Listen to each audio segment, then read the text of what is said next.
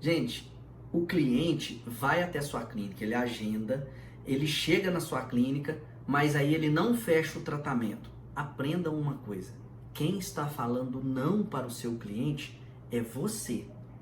Não é o cliente que está falando não para você, é você que está falando não para ele. Você está falando não como, Haroldo? Quando o cliente não enxerga valor no seu serviço, tá certo? Por quê? É uma coisa assim, até se pensar, né? Um caso de patologia. Se o cliente, ele ligou na clínica, agendou, saiu de casa da forma como ele saiu, ou de carro, ou de táxi, ou a pé, ou de ônibus, não interessa, ele se deslocou até a sua clínica, ele chegou na sua clínica, ele perdeu um tempo, ele teve que pedir dispensa no emprego, ou se ele é autônomo, ele teve que deixar de trabalhar aquelas horas. Então, seria uma loucura, tá? O cliente chegar na clínica e não fechar tratamento porque ele não quis. Simplesmente ele não enxergou valor ao serviço ou ao produto que está sendo oferecido. Toma muito cuidado. Quando o cliente fala para você assim, vou pensar, eu tenho que ver se eu consigo pagar, dinheiro nunca foi problema para o seu cliente. Entenda uma coisa, o que existe aí são prioridade. Então, quando o cliente não fecha com você, é porque ele não enxergou aquilo que você está oferecendo para ele como uma prioridade. Toma muito cuidado com isso, porque a diferença entre fechar ou não é você identificar e mostrar para ele que aquilo é necessário para ele, que é uma prioridade. Porque quando ele saiu de casa, ele saiu com uma necessidade. Então, se ele não fechou o tratamento, é porque ele não enxergou valor. Então, veja se o que você está cobrando está equilibrado ou está um pouco abaixo do que você está entregando.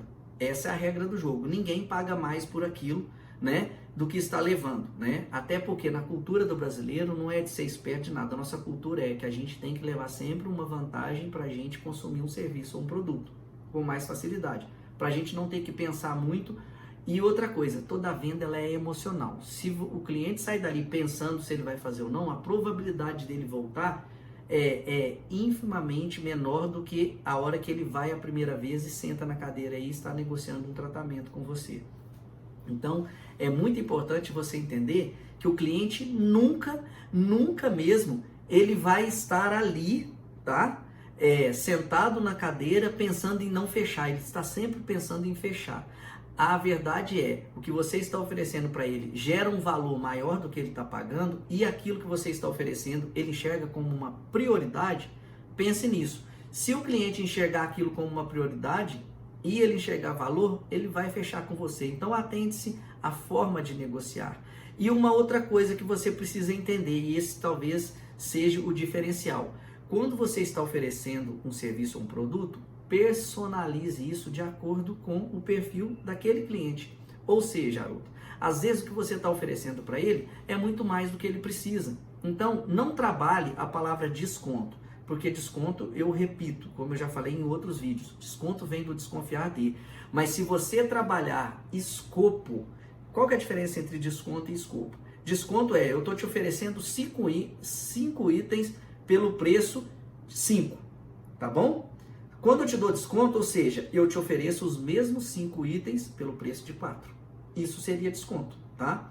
Agora, se eu te ofereço 5 itens e a pessoa pode pagar 4, não ela pode pagar 5, então você entregue 4. Isso é escopo. Às vezes, você vai vender, por exemplo, um tratamento ortodôntico. Vou dar um exemplo clássico aqui.